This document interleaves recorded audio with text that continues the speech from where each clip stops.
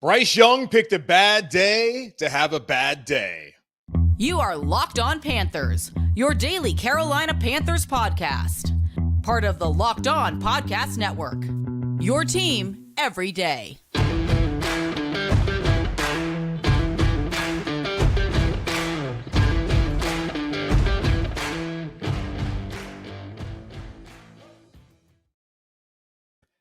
Welcome into another edition of the Locked On Panthers podcast, a part of the Locked On Podcast Network. I'm your host, as always, Julian Council, talking Carolina Panthers with you every Monday, Tuesday, Wednesday, Thursday, and Friday. Your team every day. That's our motto here on the Locked On Podcast Network. Subscribe or follow the show for free on YouTube or wherever you listen to your favorite podcast.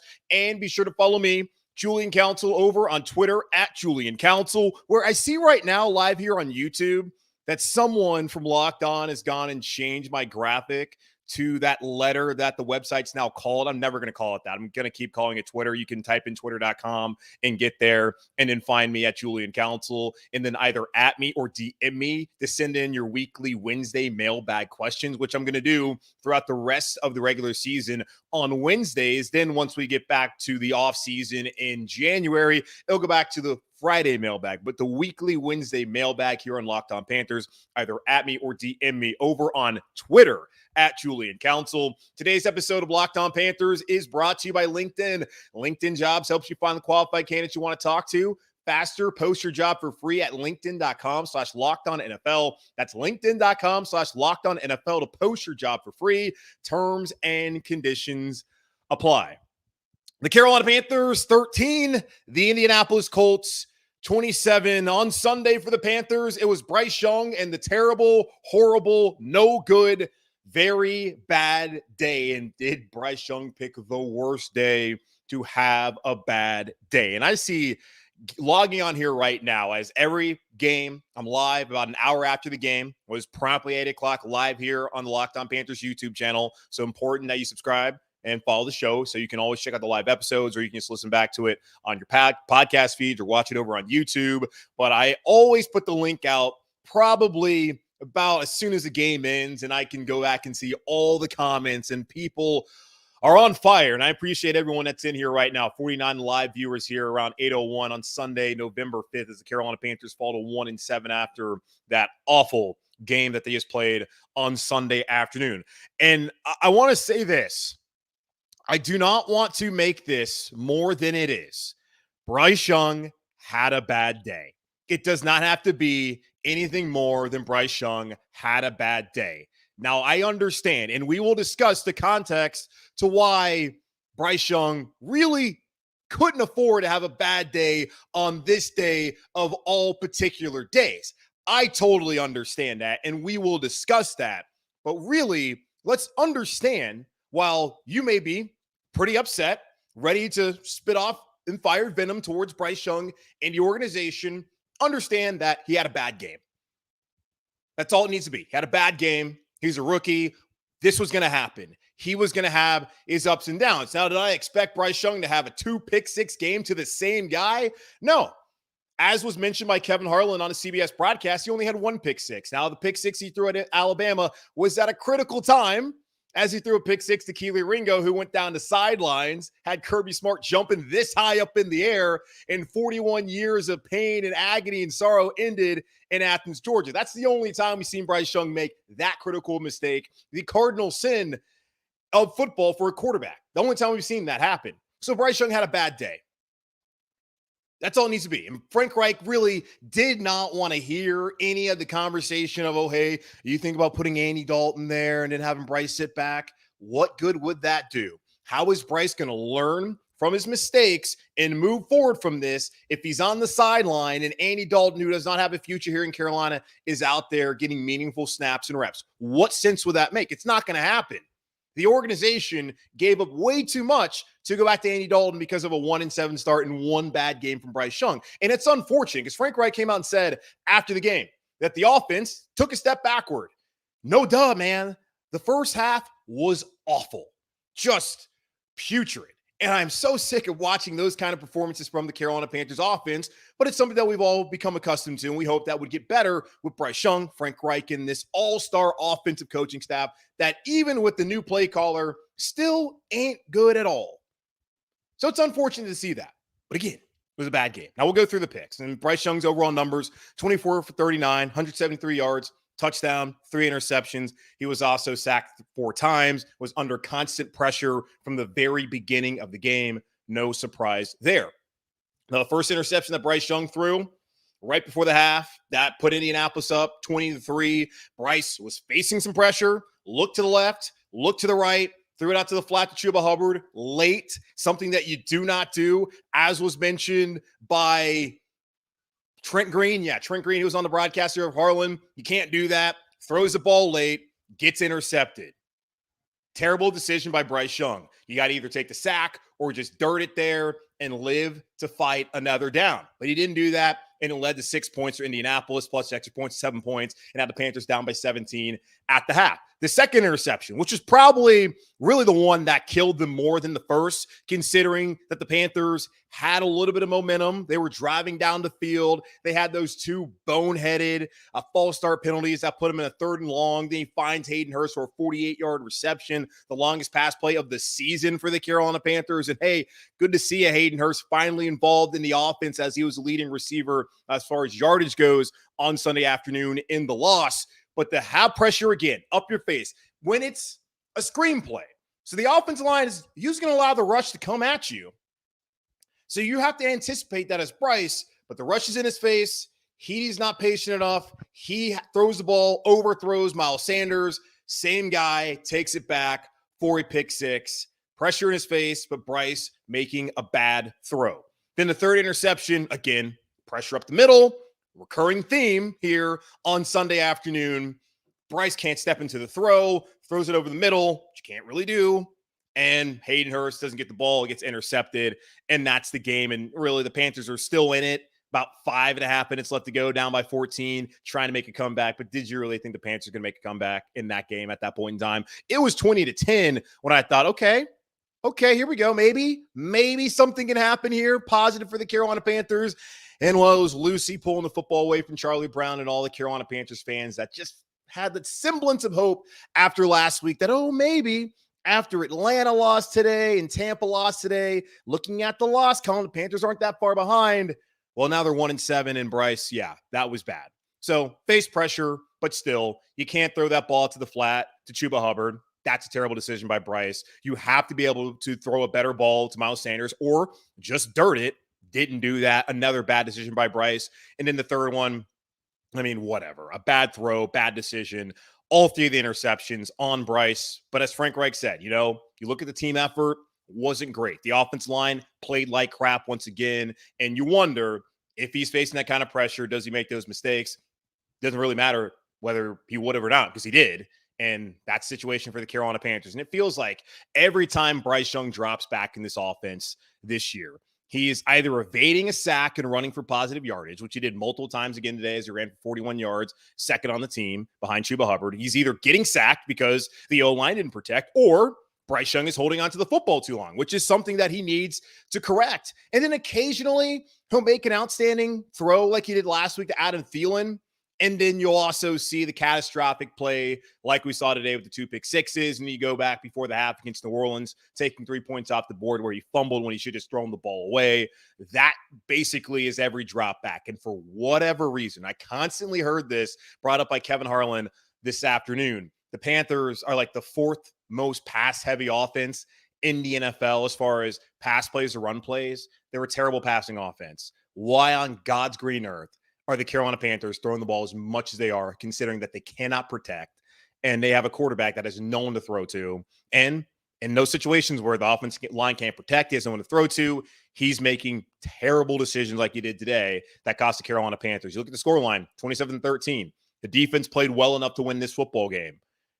The difference, 3 turnovers, 2 of them leading to points directly off those interceptions by Bryce Young. That is the killer for the Carolina Panthers on this Sunday afternoon as they lose this game 27-13 and fall to 1-7 on the season. Now, The reason why this can't just be a bad day for Bryce Young is because of the guy who had a great day, a guy the Carolina Panthers saw last week and played pretty well against last week.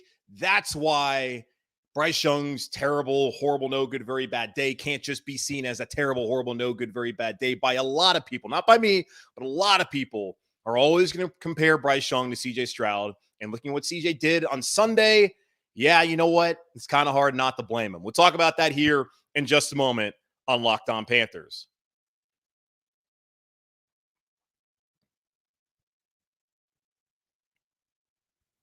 These days, every new potential hire can feel like a high-stakes wager for your small business. You want to be 100% certain that you have access to the best qualified candidates available. That's why you have to check out LinkedIn Jobs. LinkedIn Jobs helps you find the right people for your team faster and for free. It's so easy to create a free job post on LinkedIn Jobs. When you do, make sure to add the purple hashtag hiring frame to your LinkedIn profile to spread the word that you're hiring.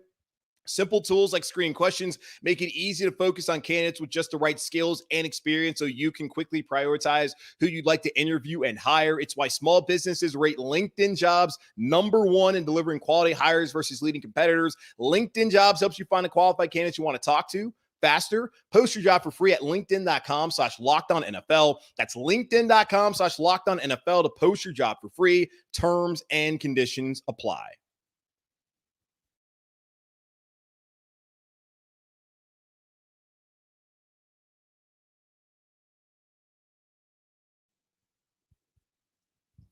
Just wanted to give a quick shout out to the co-op over in South End for making this keep pounding Froze shirt as I move my mic for the YouTube viewers. Got 128 of y'all live here with me on a Sunday night following the Panthers 27-13 loss to the Colts.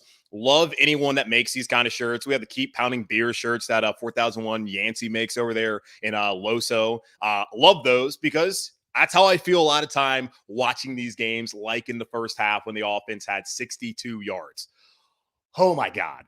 Keep pounding beers, keep pounding frozes, drink whatever you got around you to numb the pain because yet another awful Sunday by the Carolina Panthers offensively as the defense came out and they played a hell of a game. And that has been a recurring theme over the last couple of years here in Carolina as the offense fails to show up and the defense goes out there, plays their tails off, and typically gets tired. But that was not the case today as the offense was out there, I think, more than the Colts were on Sunday afternoon. But the main storyline is Bryce Young throws 3 interceptions, 2 of them going back for a pick 6.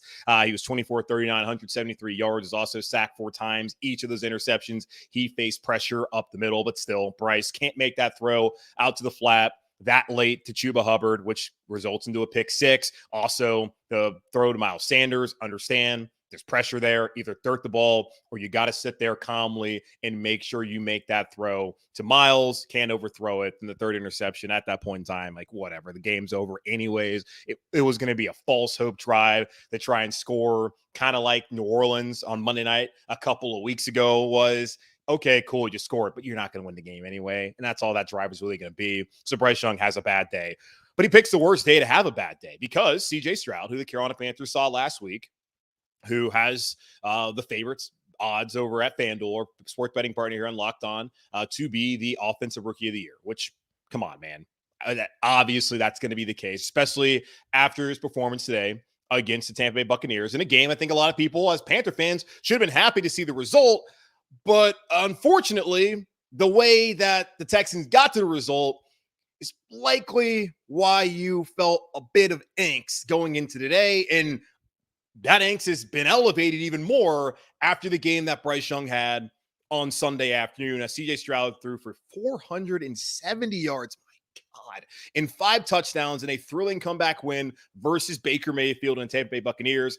The 470 yards, you already know this by now. It's an NFL record for passing yards by a rookie quarterback. So he broke Andrew Luck's record, broke Cam Newton's record. It's tough to see. It's tough to see. And I'm not trying to use this, and I don't want to, and that's the thing, like, we are going to wear ourselves out if every single throw, every single week is a referendum on Bryce Young and Tepper and Frank Reich and the organization and their decision to not take CJ Stroud.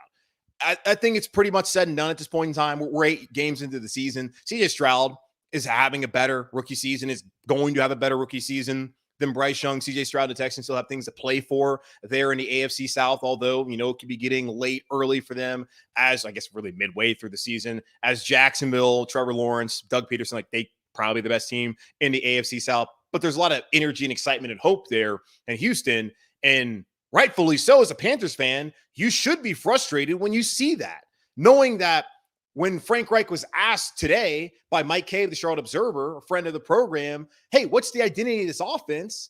And Frank's like, I'm not going to sit up here and give some sort of, I think he said a speech or whatever. He said, it's a good question, respect the question, but didn't want to answer it. What is the identity of this offense? They come out in the second half, they start running the football, they get down the field, score a touchdown, have a 15-play, 77-yard drive. They looked effective. They got people involved in the offense. It was completely different from what they did in the first half and then what they did the remainder of the game. We're still sitting here through 9 weeks, 8 games, wondering what the hell are they trying to accomplish on offense? So it's frustrating when you see that. You see a quarterback that is clearly overwhelmed by the lack of protection, so overwhelmed that where he has 2 catastrophic mistakes on Sunday that were the difference in the game. Now, is the whole game on him? No. These guys got to block. They got to give him a chance, but they have not done that all year long. And you just wonder, why are you passing the ball so much when clearly this offensive line cannot protect? And when they were at their best as this unit together, at least 4 of the 5 guys that are playing, minus Brady Christensen, with Calvin Throckmorton in there at left guard, they were at their best last year as a downhill rushing attack.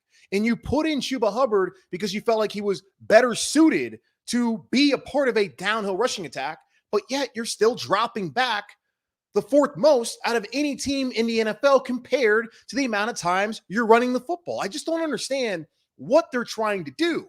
So when you look at the fact that they have no identity on offense, Bryce has a bad day, CJ Stroud sets an NFL record, yeah, I understand why people are pissed off and are really questioning what is going on here in Carolina.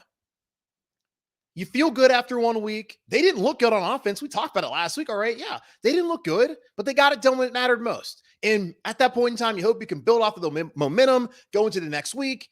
And they put up 62 yards in the first half, had 5 first downs. That was what they did to build off of the momentum they built from last week. That sucks to see. And then you see Houston with D'Amico Ryans, who could have been the head coach here if David Tepper wasn't so hell-bent on getting an offensive coach. He could have been here.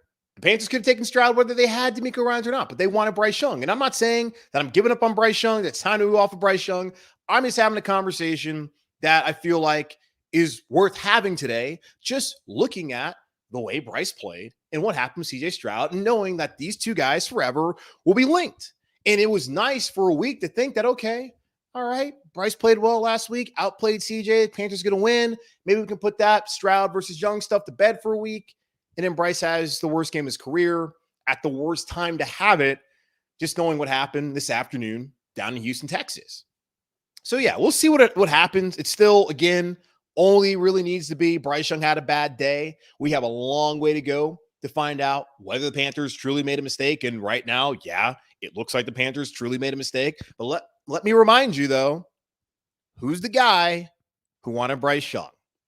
Who's the guy who hired Matt Rule, who hired Frank Reich instead of Steve Wilkes, who brought in Scott Fitterer, who kept Marty Hurney for a year too long, who forced Teddy Bridgewater out so they could bring in Sam Darnold, and that failed? Who's the guy who hired a soccer coach, then after 14 matches sacked him, and then replaced him with another guy who hasn't really done all that great for Charlotte FC either? Who's the guy that hired Nick Kelly, who's this up-and-coming sports business insider guy as far as a president for the team that mysteriously left? Who's the guy who did all those decisions? Who's the guy who couldn't make things happen with the practice facility there in Rock Hill?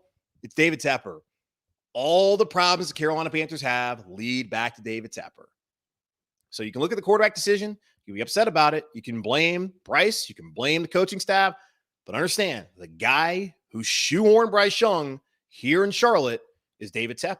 So hopefully it works out. I want it to work out because I like Bryce Young, and it sucks to have this immense pressure and have one of your best buddies out there balling out in Houston, have that whole town feeling great, and then the town you're in feeling pretty down about you and your organization off of your worst professional day, and maybe one of the worst days he's had his football life, while CJ Stroud just had one of the best days of his football life.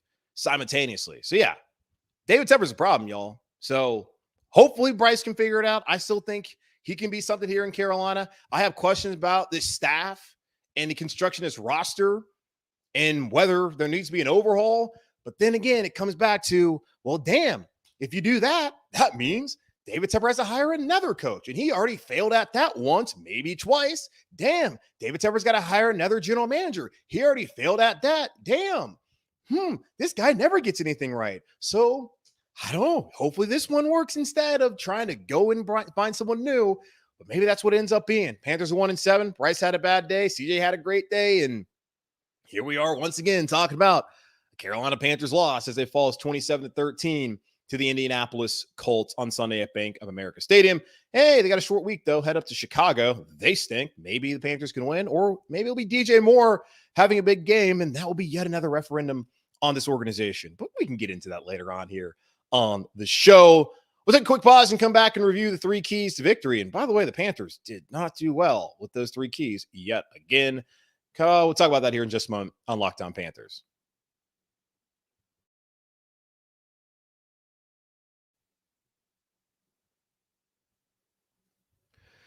Score early this NFL season with FanDuel, America's #1 sportsbook. Right now, new customers, that could be you, get $150 in bonus bets with any winning $5 money line bet. And folks, listen to me right now. You can win $150 in bonus bets with a $5 money line bet. The Carolina Panthers have covered the spread one time this season. When it comes to money line, don't do that either. Don't do it. Don't bet on them. Bet on somebody like the Chiefs. That's $150 if your team wins. Don't bet on this team. I'm trying to help you make some money. If you've been thinking about joining FanDuel, there's no better time to get on the action than right now with the NFL going on, with college football. You got WNBA's gone. Yeah. Women's college basketball coming up. You got college basketball thing starts on Monday. You got all this stuff going on. So go out there. The app is easy to use. There's a wide range of betting options, including spreads, player props, over-unders, and more. So visit FanDuel.com/lockedon and kick off the NFL season. Even though we're halfway through, FanDuel, official partner of the NFL.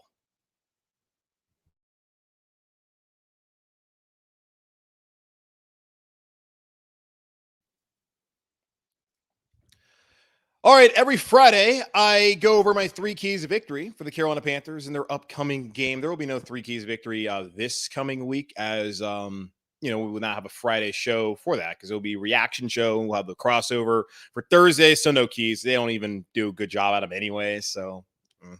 All right, but let's go over the keys and how the Panthers did as they lose 27-13 to the Indianapolis Colts on Sunday at home. Number 1 was to build off of the offensive momentum from last week, and we know how that went. The Colts defense has been depleted by injuries all season long. They came into the game giving up the most points in the NFL, and they were also, bottom of the league in scoring in all types of defensive categories. They were giving up they're 25th in passing defense, 23rd in rushing defense. Zaire Franklin, who was their best linebacker. They also have Shaq Leonard on the team, which is crazy. There's another guy out there who's just as good as him. He was inactive today with a knee injury. He leads the NFL in tackles, only guy in the NFL who came into today with 100+ tackles.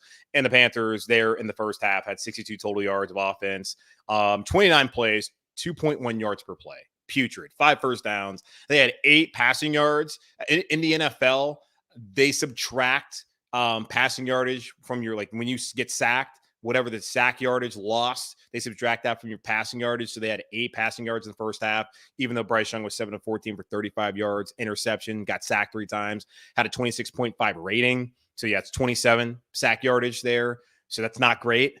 The first half drive chart for the offense was punt on 3 plays. So 3 and out there, punt, another 3 and out. Now they got lucky. Indianapolis muffed the punt, and then the Panthers went 5 plays and punted again. Then they had another 3 and out. They got a field goal after a long Raheem Blackshear kick return. That was 9 plays, ended up a field goal and interception, 6 plays. And that, of course, was a pick 6, the first of 2 for Bryce Young. Then the end of the half, of course, ended with a sack. So the Panthers punt, field goal, interception, end of half, ending with a sack. They did not carry over the momentum. They look better in that opening drive of the second half. The offense looked obviously way better in the second half. Not quite sure what they went in there and discussed, but they got the running game going there. And then just turnovers happened, the failure to protect. Just Adam Thielen didn't even have a good game, was not even targeted all that often. Still did not see much out of the offensive passing game. And, well, there you go. Thomas Brown took over play calling. But one thing he cannot change is the fact that Bryce Young is still a rookie who's going to have days like he had today. Hopefully not any more of them moving forward this season. But he needs to learn through the ups and downs. It's going to happen, and doesn't need to be anything more than Bryce had a bad day. Understanding that, yeah, CJ was great. I get it. Bryce had a bad day. We move on. Hopefully he plays better on Thursday against Chicago, because Lord knows he needs to, and the Panthers need him to, because the only thing that really matters the rest of the year is his development, but also Thomas Brown, working with him and how Thomas Brown developed into a play caller and hopefully is able to establish some semblance of an identity for this offense this year.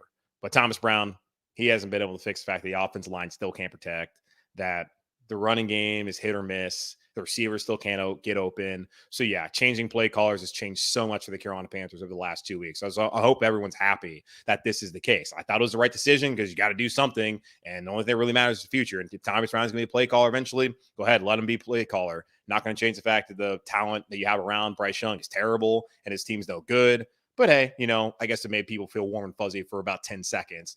Number 2 was the force Gardner Minshew to beat you. I thought the Panthers actually did a good job. The defense played well. Gardner Minshew came to this game having 5 interceptions and 4 fumbles. That's 9 turnovers in the previous 3 games, where the Colts lost all 3 of those games.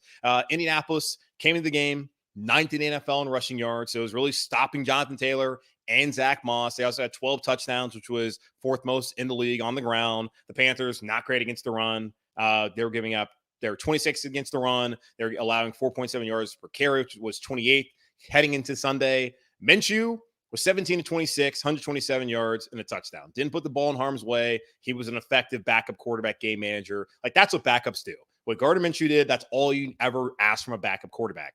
Anyone who freaks out when a backup quarterback does something like that and thinks, oh man, maybe this guy is the answer, is an idiot.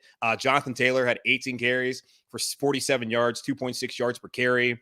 Zach Moss, 7 carries, 26 yards, 3.7 yards per carry. The Panthers did a great job against Jonathan Taylor and Zach Moss. Frank Reich knows how good Jonathan Taylor is. He said part of the reason why he's no longer the Colts coach anymore is because Jonathan Taylor got injured and they couldn't run the football. I think more of it is that Jim Irsay is crazy and you had so many quarterbacks, and that kind of led to your demise. But the Colts only rushed for 81 yards and 27 carries, 3.0 yards per carry. Those are the numbers before the kneel down. Overall, the Colts had 198 yards. Yet again, the Panthers defense finds a way to hold an opponent under 200 yards, and the Panthers lose. I think this has now happened 3 times. I think it happened with Atlanta week 1, happened today, and then it happened some other time. I think, well, maybe it was last week and they actually won the game. I can't remember. Either way, just you can't ask too much of that defense. Frankie Lou was all over the place again. Derek Brown played a great game. They went out there and they played their asses off. But the 2 interceptions, the offensive ineptitude, that led to the loss. And, well, number 3 was to win the turnover battle. Both these teams entered the game at -2 turnover differential. A great graphic by CBS. In losses, the Colts had a turnover differential of -6 with 13 giveaways. In wins, they had a +4 turnover differential with 0 turnovers. They had their first turnover in a win today. And, of course, Panthers, 3 turnovers today. The Colts defense came into the game with 11 takeaways. They now have 14. The Panthers came into the game with 6 takeaways. I don't even know if you can credit the defense, but I'm sure they do, because that's how special teams kind of stats will work. So the defense now has 7, even though it was just Isaiah McKenzie. Catch the ball, man. What are you doing? And 14 points off turnovers. We talked about it going to the Lions game, how the Lions were a team that had turned their takeaways into 7 points, and the Panthers were a team that seemingly every time they turned the ball over, their opponent scored a touchdown. Defense has not been great in sudden change, but this is not on the defense today. This is on Bryce Young and the offensive line and the decision-making that he made and their inability to protect him, and just, the overall offensive failure that we've seen week after week after week after week for years after year after year here in Carolina. And the Panthers had a chance with the muff punt, couldn't turn it into points. Story of the day yet again here in Carolina. And the penalties killed them. There were a couple that were questionable, like But they have the offsides. That was just dumb. The Colts about to punt, and you're lined up offsides. How does that happen? Then later on that drive, this is the first scoring drive for the Colts. So they had the field goal. Troy Hill gets called for an unnecessary roughness on Gardner Minshew, who slid. It looked like Minshew also was going to be short of the first down on that slide. But Troy Hill doesn't even hit him in the head. It's one of the things where you got to be more disciplined and not even go after him like that. But also, there's no penalty there. That's unfortunate, but the Panthers are a team that are heavily penalized, usually on offense, but officials know that. And when officials know that you're an undisciplined football team, well, you get the kind of calls that undisciplined football teams get, unfavorable ones. Xavier Woods got called for unnecessary roughness for lighting up Michael Pittman over the middle. He launched at him and hit him in his chest. On first review, when I saw it live, I was like, yeah, that's going to be a penalty. They don't want that in football. But when you look at it on the replay, he got hit in the chest. And Frank Reich was asked about it, said he's got to go back and watch it. And if it's launching, that's not a penalty. If you launch him in the head or neck area, then it is. And we saw it. Gene Steratore said, well, he didn't really say either way. He said, yeah, it looks like more of the chest. Didn't really let us know whether that should have been a penalty or not. It's just one of those things where Xavier Woods just kind of got to put his, as you're watching me, you just got to, kind of turtle up, have the guy come over and hit him square in I don't know, in like the stomach region, and maybe he'll drop it. I don't know what defensive player is supposed to do. That's another bad luck call for the Panthers, and that led to a touchdown 2 plays later. They had the roughing the passer on Derek Brown that extended a drive back when the Panthers were trying to make a false hope run. Didn't really amount to anything. And they came into the game, with the second most false start penalties in the NFL. They had 3 again. Just comical. The amount of penalties. There was one positive, though. I thought the Panthers ran the ball fairly well. 28 carries for 138 yards. Miles Sanders, Kevin Harlan just reminded everyone that he has been underwhelming multiple times on the broadcast tonight. But Sanders, 6 carries for 39 yards, 6.5 yards per carry. Entered the game only averaging 3.0 yards per carry. Had a couple of receptions. I think it was 3 receptions for 22 yards. By far his best game as a Carolina Panther. Didn't really matter. But good to see Miles Sanders have more of an impact. Will that carry on moving forward? We'll see. But I had to find some sort of positive aside from the defense played well, and they were let down by the offense once again. So, yeah, tough day. Tough day for the Carolina Panthers. Tough day for your boy having to watch that nonsense again. Come up here and talk about it with y'all. But I appreciate the 137 of you that are live with me and all the folks that have come and gone here throughout the show here on Locked On Panthers. Again, it's going to wrap up this edition of the Locked On Panthers podcast, part of the Locked On Podcast Network. Hosted by yours truly, Julian Council. Again, y'all subscribe or follow the show for free on YouTube or wherever you listen to your favorite podcast. And be sure to follow me over on Twitter, not whatever that says down there. And I'll be answering your weekly Wednesday mailbag questions if you at me or DM me with those questions. So going to be doing it again on Wednesday. So send those questions in to me now. But in the meantime, be safe, be happy, be whole. As always, keep pounding. And I'll talk to you on Tuesday.